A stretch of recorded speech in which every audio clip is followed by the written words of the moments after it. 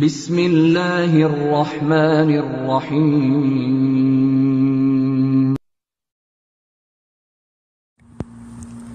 আসসালামু আলাইকুম রহমতুল্লাহি ওয়া বারাকাতুহু। যে ব্যক্তি নামাজ পড়ে না, রোজা রাখে, তার রোজা কবুল হবে কিনা এটা জিজ্ঞাসা করা হয়েছে। ভাই, কথা হচ্ছে, আমরা একটি কথা খুব সুন্দর করে বুঝি যে আল্লাহ তাআলা কাল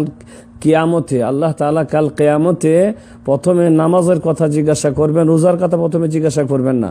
অতএব যারা রোজা রাখছে তাদের জন্য একথা বলবো না তোদের রোজা হবে না, তোদের রোজা বরবাদ, তা বলবো না।